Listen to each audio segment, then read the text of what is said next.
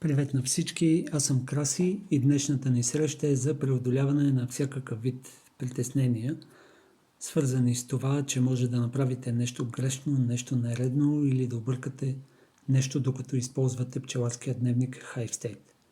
Не се притеснявайте, няма какво да се обърка или щупи, освен това всичко е поправимо. Важно е, че пчеларския ви дневник винаги се намира на вашия телефон. И край на ситуациите, къде оставих дневника си, не е тук са само старите ми дневници, химикалката спря и редица други не чак толкова приятни ситуации. Така, нека извикаме приложението от иконката му на екрана.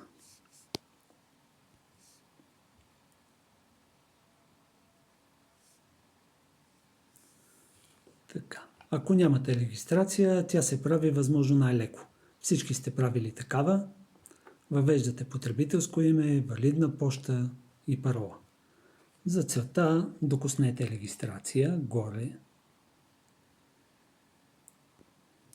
и добавете и въведете. Аз ще добавя нещо елементарно като демо за потребителско име, валидна поща и парола.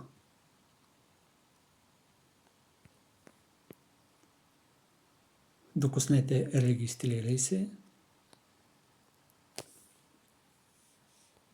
Регистрацията е готова и приложението ви подканва да добавите първия си пчелин.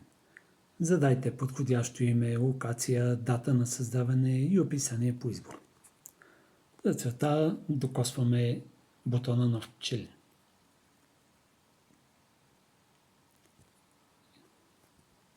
Задаваме име.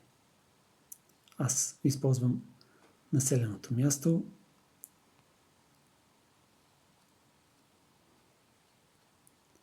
Локация София. Описанието ще оставим за по-късно. Докосваме създай и пчелина се появява в списъка от пчелини. Да създадем още един с име нов пчелин.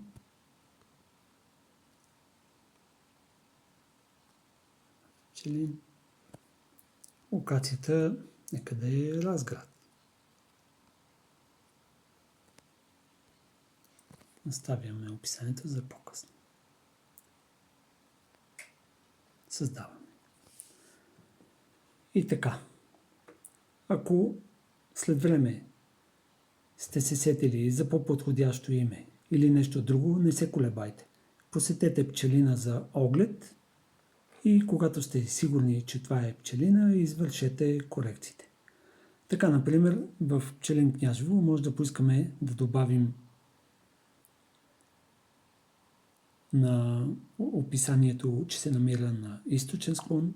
Ето виждате, сега няма описание. Да го направим. Това е пчелина. Докосваме редакция. Въвеждаме източен склон.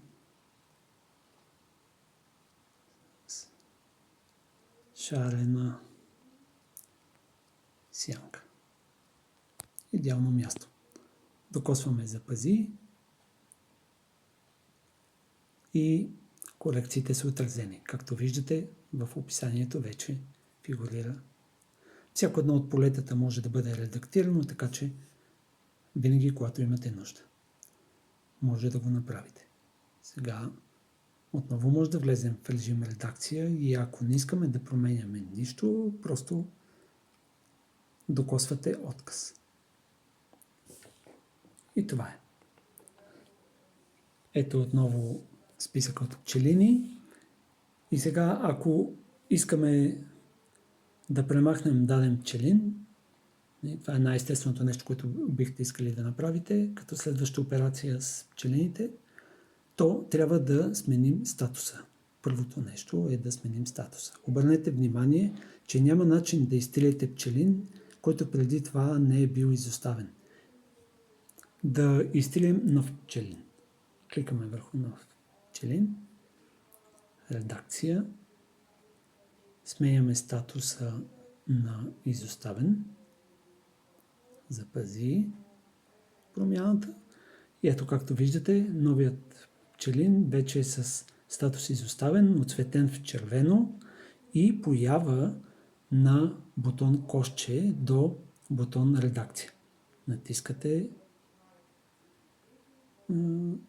бутона кошче и приложението ви пита отново дали искате да окончателно, дали искате да изтеглите този пчелин. Потвърждаваме изтриването. Okay. И вече в списъка с пчелини липсва този пчелин.